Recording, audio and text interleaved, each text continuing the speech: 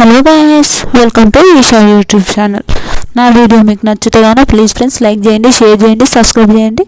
మరిన్ని వీడియోస్ కోసం వెయిట్ చేస్తారని అనుకుంటున్నాను. Short video Bigg Boss review గురించి మాట్లాడుతున్నాను. బిగ్ బాస్ షార్ట్ వీడియో అంటే లాంగ్ వీడియోస్ చేశాను, ఒక చిన్న షార్ట్ వీడియో అట్లా షార్ట్ వీడియోస్ కూడా చేద్దామని నేను అనుకుంటున్నాను. ఓకే, మంచి తొందరగా సబ్స్క్రైబ్ చేసుకోండి అబ్బాయి ప్లీజ్.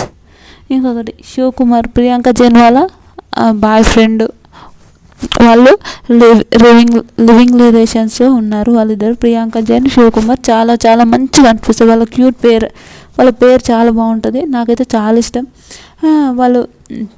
ఆయన బిగ్ బాస్ హౌస్కి వస్తున్నాడని చాలామంది అంటున్నారు. బిగ్ బాస్ హౌస్కి ప్రియాంక జైన్ వాళ్ళ బాయ్ ఫ్రెండ్ బిగ్ బాస్ హౌస్కి వస్తున్నాడు.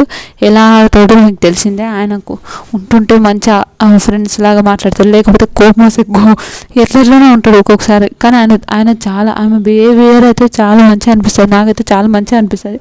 ఎందుకు ఇట్లా మాట్లాడుతున్నా అంటే నేను ఆయన ఒక్కొక్కసారి మంచిగా ఉంటాడు, ఒక్కొక్కసారి ఇట్లా మాట్లాడతాడు ఏంటి అని చాలామంది చాలా విధాలుగా మాట్లాడతాడు.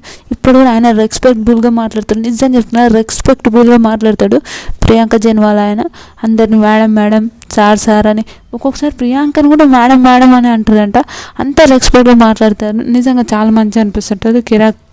కేవీకేజీలో కూడా ఆయన తొందరగా ఎలిమినేట్ చేసేసారు, పాపం అనిపించింది. ప్రియాంక జైన్ మూడు మనసులు అనే సీరియల్లో వాళ్ళిద్దరు మంచి పేరు.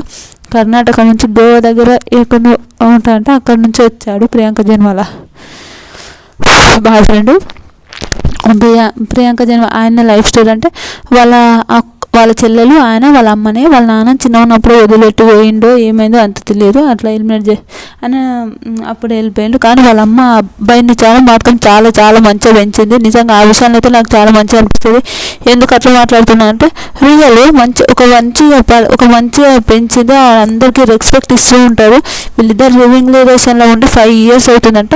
ఈ మధ్యలో మొన్న వరలక్ష్మి రథం వీడియో కూడా హైలైట్ చేసింది. వాళ్ళిద్దరు మంచి పేరు, క్యూట్ అనిపిస్తుంది నాకైతే. నిజంగా అట్లా క్యూట్ ఉన్న పేరు అంటే నాకు చాలా ఇష్టం, నిజంగా చాలా బాగా అనిపిస్తుంది. వాళ్ళు తొందర మ్యారేజ్ చేసుకొని మంచిగా ఉండాలనుకుంటా. ఈ బిగ్ బాస్ హౌస్కి పోయి వచ్చినాక పక్కా శివకుమార్ పెళ్లి చేసుకుంటారని నాకు అనిపిస్తుంది. పెళ్లి చేసుకుంటారు 100%. నిజంగా పెళ్లి చేసుకోవాలని కూడా నేను కోరుకుంటున్నాను.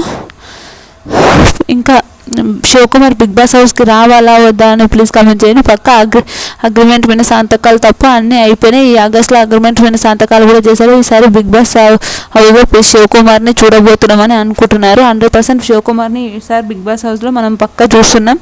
మీ వీడియో కానీ మీకు నచ్చుతే కానీ ప్లీజ్ ఫ్రెండ్స్ ఒక లైక్ చేసి, షేర్ చేసి, సబ్స్క్రైబ్ చేసి, కమెంట్ మాత్రం తప్పకుండా చేస్తారని అనుకుంటున్నాను. Bye friends.